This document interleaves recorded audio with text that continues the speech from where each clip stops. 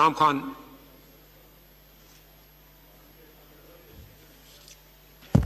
शुक्रिया जनाब स्पीकर। बिस्मिल्लाहिर्रहमानिर्रहीम।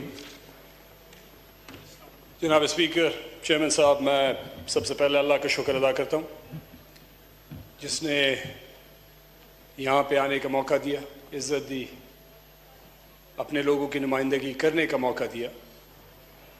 उन लोगों का शुक्रिया अदा करना चाहता हूँ जिन्होंने मुझ पर एतमाद किया, मेरी मेहनत की। मैं इलेक्शन में था नहीं, इस तरह मेरे बहुत सारे बाकी लोग नहीं थे, साथी नहीं थे, मफरूर थे या गायब थे केसेस और छापों और उसकी वजह से। तो तहरीक इंसाफ के वो सारे वर्कर्स, बुज़ुर्ग, नौजवान, बच्चे, औरतें, सबका मैं शुक्रगुजार हूँ जिन्होंने मेरे लिए मेहनत की। इमरान खान का जिन्होंने मुझ पर एतमाद किया, मेरे पार्टी के लीडर हैं और हम उनके नज़रिए के साथ खड़े हैं। तहरीक इंसाफ का हर वर्कर पाकिस्तान के कोने कोने में जहाँ पे है या पाकिस्तान से बाहर, जिन्होंने सपोर्ट किया एक बड़े कॉज के लिए और एक नए पाकिस्तान के लिए, रूल ऑफ लॉ के लिए, इंसाफ के निज़ाम को इस मुल्क में बहाल करने के लिए हमने एक तहरीक चलाई, जदोजहद की। बड़े मज़ालिम हुए। उमर अयूब साहब ने कल बड़े अच्छे तरीके से एक्सप्लेन किया परसों। एक अजीब सी हालत से चेयरमैन साहब हम गुजरे सारे, घरों पे छापे, बच्चों को रात के 2-2 बजे हरासा करना, ख़वातीन को, बुज़ुर्गों को। ये पाकिस्तान की तारीख़ में नहीं, दुनिया की तारीख़ में जनाब चेयरमैन कहीं नहीं मिलता।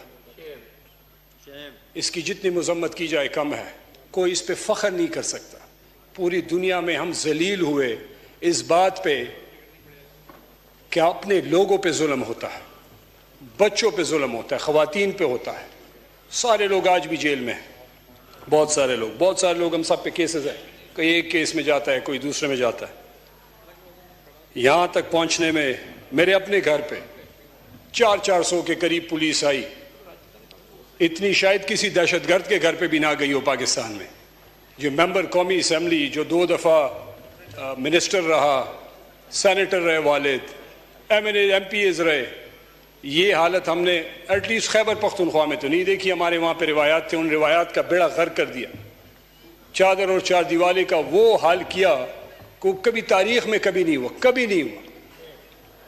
इसके साथ साथ इस्लामाबाद में, कैपिटल सिटी F7 में, मेरे चचा का घर, रात के 10 बजे पुलिस वर्दी में आए जनाब चेयरमैन, अपने साथ कटर लेके आए। कटर, बेशर्मी की इंतहा है। वर्दी में डाकू आए और सुबह के 4-6 बजे तक बैठे रहे। सेफ काटा, बच्चों के पर्स ले गए, जूते ले गए, कपड़े ले गए, सेफ में जो था वो ले गए। इतनी बेशर्मी से हमने ये हालत इस मुल्क का ये 75 साल में नहीं देखा जनाब चेयरमैन, जो आज हम देख रहे हैं। और फिर भी हम खड़े हैं अल्हम्दुलिल्लाह, अपनी नजरिए के साथ, उस सोच के साथ, उस फिक्र के साथ। और अल्लाह ने हमें हिम्मत दी है, हमें तौफीक दी है। मैं अल्लाह का शुक्र अदा करता हूँ कि अल्लाह ने हमारी इज्जत रखी है। फरियाद नहीं करना चाहता, लेकिन ये हकायक है। इमरान खान को दाद देता हूँ जो डट के खड़ा है माशाल्लाह। सारे मजालिम 200 से ऊपर उसके ऊपर केसेस है। यास्मीन राशिद साहिबा के मैं जिक्र करूं जो कैंसर की मरीज है, खड़ी है। सनम जावेद और बाकी जितनी खवातीन, बुजुर्ग जो खवातीन, जो मर्द हजरात खड़े हैं, तो सबको सलूट भी है, उनकी जुर्रत को, उनकी हिम्मत को। और ये जो 92-93 MLAs बैठे हैं, ये पूरे हाउस पे भारी हैं, क्योंकि ये फॉर्म 47 और 45 एक करके यहाँ पे बैठे हुए हैं, झूठ करके नहीं आए जनाब स्पीकर। बजट पे आते हैं, जो मुशीर खजाना साहब है, उनकी सीरियसनेस तो आप देख रहे हैं, और हुकूमत की फेस नहीं कर सकते ना अपने मेंबर्स को ना अपोजिशन के मेंबर्स को। इधर है ही नहीं, उनको रियलाइज ही नहीं हो रहा। They don't even care, they don't give a damn about this house, they don't care. है नहीं, यहाँ पे है, वो क्या जवाब देंगे? मेंबर पार्लियामेंट उठ के कहता है कि जी यहाँ पे तकरीरें हो रही हैं, बजट पे बात नहीं होती। किसके साथ बजट पे बात करें, किससे बात करें? अभी मैं करूंगा ना, कौन मुझे जवाब देगा? इन्होंने जो इकॉनमी का बेड़ा गर्क किया, इस बजट में गरीब आदमी के लिए जनाब चेयरमैन कुछ भी नहीं है। इमरान खान जब छोड़ के जा रहे थे 6.1% ग्रोथ थी। एक ही साल में शहबाज शरीफ आए, इन्होंने -0.2% पे ग्रोथ लेके गए, 6.1 से -2.2% पे लेके गए। कौन जिम्मेदार है? ये पीडीएम की गवर्नमेंट। ग्रोथ जो आप ओवरऑल देख रहे हैं, एक्सपोर्ट्स आपकी $32 बिलियन की थी जनाब स्पीकर, चेयरमैन साहब, अभी कितने पे है? अभी तकरीबन एक्सपोर्ट्स आपकी आ गई हैं कोई $25 बिलियन पे। ये आपके कारनामे, आपके जादूगर इसाक डार साहब और पता नहीं अभी औरंगजेब साहब और कितने और सारे जादूगर आते हैं, लेकिन they don't know anything about the economy और रनिंग दिस कंट्री। रेमिटेंसेस $31 अरब थे जब खान साहब थे, अभी $20-21 बिलियन। लोग आप पे एतमाद ही नहीं करते। ये जो लाकानूनियत है, किसी का दिमाग खराब है कि मुल्क को डॉलर भेजे, उधर क्यों ना रखे कि इधर अपने लोगों को अपने मुल्क को भेजे। वो लोग जो बाहर मेहनत करके पैसे कमाते हैं, इधर ये लाकानूनियत और जलालत देख के वो कौन इधर आएगा, कौन नौकरी करेगा, कौन घर बनाएगा, कौन पैसे भेजेगा। उनकी कोशिश होगी जनाब चेयरमैन कि यहां से अपने वो लोगों को लेके बाहर सेटल कर। बहुत सारे बिजनेसमैन चले गए, बाहर बैठ गए, अपनी सारी चीजें शिफ्ट कर रहे हैं, क्योंकि सेंस ऑफ सिक्योरिटी नहीं है, कोई स्टेबिलिटी नहीं है, गवर्नमेंट में सीरियसनेस नहीं है। तो क्या मुल्क तरक्की करेगा? इन्फ्लेशन हमारे दौर में 12% थी, इंक्लूडिंग कोविड का जमाना था जनाब चेयरमैन। 48.5% पे इन्होंने बेड़ा गर्क किया, लेके गए। आज भी इन्फ्लेशन 26% पे खड़ा है जनाब चेयरमैन। इनके पास कोई अल्फाज नहीं है, ढीठनेस की इंतहा है, शर्म कोई हया होती है। किसी को थोड़ा एहसास हो कि गरीब बंदा जो ठेली वाला है, जो रेहड़ी वाला है, जो गाड़ी वाला है, जो चिंची वाला है, उसके लिए इस बजट में क्या चीज इन्होंने रखी है। इंडस्ट्री पे आ जाए, वर्ल्ड बैंक की रिपोर्ट है जनाब चेयरमैन कि 90 मिलियन 9 करोड़ लोग गुर्बत की नकीर के नीचे इस वक्त रह रहे हैं। ये बजट जो औरंगजेब साहब ने पेश किया है फॉर्म 47 वालों ने, ये 30 तारीख को जब ये बजट पास होगा, 1 करोड़ लोग और गुर्बत की लकीर के नीचे इस पाकिस्तान में लेके जाएंगे। इस जबरदस्त बजट का ये कारनामा है जनाब स्पीकर। इसके साथ साथ मुझे ये समझ नहीं आई कि पूरे बजट में सुन रहा, पढ़ रहा, एक्सपर्ट से मैंने बात की, इंडस्ट्रियल से मैंने बात की, इकोनॉमिस्ट, बैंकर से मैं समझना चाहता था कि बजट में ऐसी क्या चीज है जो इन्होंने की। कोई इंडस्ट्रियलाइजेशन की सपोर्ट के लिए, स्टेबिलिटी के लिए कोई पॉलिसी नहीं है जनाब चेयरमैन। इसके साथ साथ एग्रो प्रोडक्टिविटी स्ट्रेटेजी कोई नहीं है। कॉस्ट ऑफ डूइंग बिजनेस आपने आसमान पे पहुंचा दिया है। कौन जाके यहां पे इन्वेस्टमेंट करेगा? इनके पास क्या प्लान है? इनके सारी चीजें तो बाहर हैं, यहां पे तो इनका इंटरेस्ट नहीं है। तो इनके क्या लेना देना है? चेयरमैन जो मुशीर खजाना है, ये आखिरी दफा अवाम में कब गए थे? ये आखिरी दफा यूटिलिटी बिल इन्होंने कब दिया था? इनकी तो कंपनी बिल पे करती है। आखिरी बार इन्होंने ग्रोसरी शॉपिंग की लिस्ट कब देखी थी कि जी ग्रोसरी के कॉस्ट क्या आती है? वो तो कंपनी पे करती है जनाब स्पीकर। HBL के ये हेड थे। 2023 में इनके अपने अल्फाज हैं, अपने अल्फाज औरंगजेब साहब के, कि खुदारा हुकूमत को कह रहे थे कि आपने सैलरी क्लास को और कॉर्पोरेट सेक्टर का बेड़ा गर्क कर दिया टैक्स करके।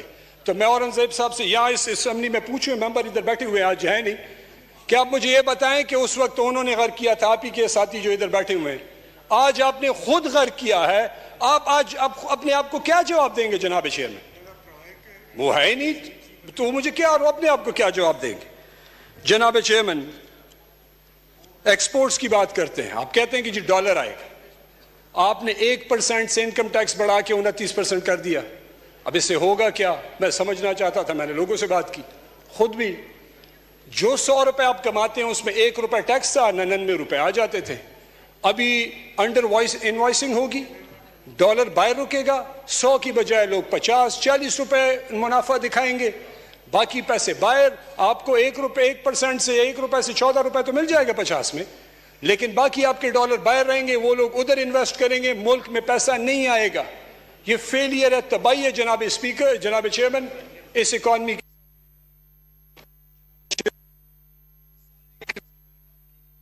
35% पे मैंने 2 दिन पहले एक तनख्वाहदार बंदे से पूछा, सरकारी बंदा, मैंने कहा कितनी तनख्वाह बढ़ी है? कि जी 9,500।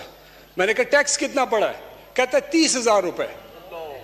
तो 9,500 बढ़ा के 30,000, तो 9.5 भी ना देते 30,000 ये बढ़ाना था, 9.5 वो कर देते, 40,000 बढ़ा देते, उनका वैसा भी बेड़ा गर्क है।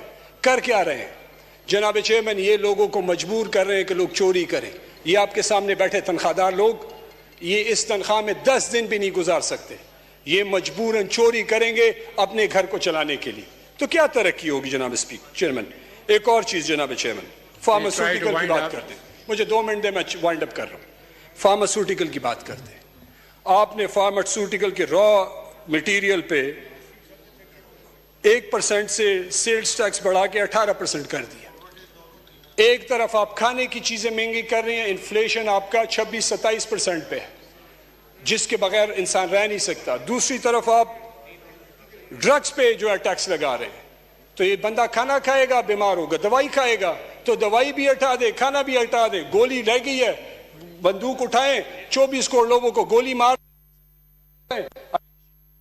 खत्म हो जाएगी, मजे करें, काम आसान होगा। एक और चीज, जो नॉन प्रॉफिट या चैरिटेबल हॉस्पिटल्स हैं 50 bed and above, deputy speaker साहब शुक्रिया आप आ गए। हुकूमत ने 50 बेड या उससे ऊपर पे उनकी जो प्रोडक्ट सप्लाईज होती हैं नॉन चैरिटेबल हॉस्पिटल्स पे 18% का सेल्स टैक्स लगा दिया। अब चैरिटेबल हॉस्पिटल में तो ये साहिबान तो नहीं जाते जो हमारे बाएं हाथ पे बैठे हुए हैं, इनका तो सर दर्द भी हो जाए, इंग्लैंड जाते हैं, दुबई जाते हैं। गरीब बंदे के लिए तो ये चैरिटेबल हॉस्पिटल्स हैं, तो उन पे जीने मतलब दवाइयाँ भी बंद, अस्पताल भी बंद, खाना भी बंद।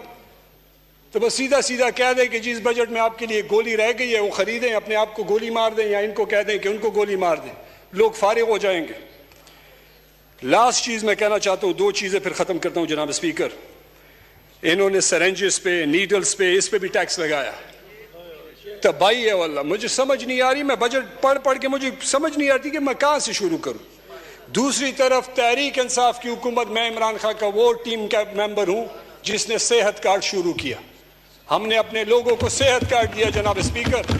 ये महंगाई में जो आपने हेल्थ में जो लोगों पे बम गिराए हैं, तो इमरान खान को लोग और भी दुआएं देंगे इंशाअल्लाह, उस दुआ में हमारा भी हिस्सा होगा। ये स्पीकर साहब भी बैठे हुए हैं, देते हैं और देते रहेंगे, क्योंकि सेहत कार्ड और भी अब लोगों के काम आएगा। इमरान खान की लोगों को और भी कदर आएगी। तहरीक पुख्तूनख्वा में तो है, बाकी पाकिस्तान में भी आएगी। जनाब स्पीकर, लास्ट थिंग, बिजली, कॉस्ट ऑफ डूइंग बिजनेस आसमान पे 75-70 रुपए पे कर दिया जनाब डिप्टी स्पीकर साहब। लोड शेडिंग तबाही है हमारे इलाकों में। ये 3-4 दिन जो हमने ईद में गुजारे हैं, कहर में हमारे लोगों ने गुजारे। हर बंदा गले मिला है, फरियाद की है, परेशानी में। उन्होंने पैसे लेके कुर्बानियां की, कुर्बानियां खराब हो गई, बिजली नहीं है। ईद की छुट्टियों में वो ये ट्रेंड था कि ईद की छुट्टियों में एटलीस्ट लोड शेडिंग नहीं होती थी। इस हुकूमत में वो इंसानियत भी खत्म हो गई। इतनी बेइंसानियत, इतनी बेखलासी, बेहिसी और बेगैरती मैं कहूं कि जी आपने लोगों के लिए हर किस्म की बर्बादी का पैकेज यहां पे तैयार करके भेजा हुआ है। तो उस लोड शेडिंग के खिलाफ हम नहीं निकलेंगे तो क्या निकलेंगे? हमारे MNAs MPs ग्रिड स्टेशन जाएंगे, हम सारे जाएंगे। वो बटन जो ऑफ करते हैं हम ऑन करेंगे, ये हमारा राइट है। क्योंकि आप 16 और 18 घंटे लोड शेडिंग हमारे लोगों को देंगे तो पाकिस्तान में क्या करेंगे? ये उनसे आप जीने की हर चीज छीन रहे जनाब डिप्टी स्पीकर साहब। इस हुकूमत में तो मुझे नहीं लगता कि आम पाकिस्तानी, क्या बहुत अच्छे पाकिस्तानी के लिए इस बजट में और गोली खाने के अलावा और कुछ रहा नहीं। डड्डू बजट ये कहते हैं मेरे अपोजिशन लीडर, मैं कहूं डड्डू बजट भी है और बेकारियों का भी बजट है। जनाब स्पीकर, लास्ट थिंग मैं कहना चाहता हूं कि जो इंडस्ट्रीज, ये प्राइम मिनिस्टर साहब और पूरा टीम गई थी चीन में, लोगों के पैर पर कारखाने लगाए पाकिस्तान में। मैं इनको ये कहना चाहता हूं कि अगर ये उधर पैर को थोड़ी सी इज्जत दें, थोड़े इंसेंटिव दें, के इंडस्ट्री अपने पैरों पे खड़ा कर देंगे। आपको बाहर भीख मांगने की जरूरत नहीं है। लेकिन अनफॉर्चुनेट ये है कि प्राइम मिनिस्टर स्पेशलाइज कर गए भीख मांगने में। फाइनेंस मिनिस्टर हम लाए हैं, उनकी जो वो पीएच मतलब अब वो अपनी फील्ड में बड़े तकड़े फाइनेंस मिनिस्टर, मैं उनकी फील्ड की, मैं उनकी फाइनेंस मिनिस्टर हम लाए हैं, उनकी जो वो पीएच मतलब अब वो अपनी फील्ड में बड़े तकड़े हैं फाइनेंस मिनिस्टर, मैं उनकी फील्ड की मैं उनकी तारीफ करूंगा, HBL के हेड रह चुके हैं, लेकिन उनको मुल्क चलाने के लिए आपको एक इकोनॉमिस्ट की जरूरत है। आपको भीख मांगने वाला नहीं चाहिए जो जाके IMF को पैर पड़े। अच्छा ठीक है, आप IMF से अपने पैसे भी ले लिए, लेकिन जो 8 अरब के बदले आपने अरबों डॉलर का जो नुकसान ये बजट में आपने क्या कहते हैं एक्सपोर्ट्स में, इंडस्ट्रीज में, हेल्थ में, फार्मास्यूटिकल में, तालीम में, सेहत में कर दिया, मुल्क का तो बेड़ा गर्क हो गया जनाब डिप्टी स्पीकर साहब। तो मैं बात इस पे ख़त्म करता हूं कि इस बजट में आम पाकिस्तानी के लिए कुछ भी नहीं है। ये IMF ने बनाया है, इकोनॉमिस्ट इकोनॉमिक हिटमैन ने बनाया है, शौकत साहब ने, औरंगजेब साहब ने बनाया है, शहबाज शरीफ, नवाज शरीफ ने बनाया है, जिसने भी बनाया है। 24 करोड़ अवाम के लिए इसमें मौत के अलावा, तकलीफ के अलावा, जुल्म के अलावा, मुश्किलात के अलावा जनाब डिप्टी स्पीकर साहब इस बजट में और कुछ भी नहीं है। इसको हम मुस्तरद करते हैं, इसकी हम मुखालिफत करते हैं और हम आवाज़ उठाएंगे, हर लेवल पे उठाएंगे। जी शुक्रिया।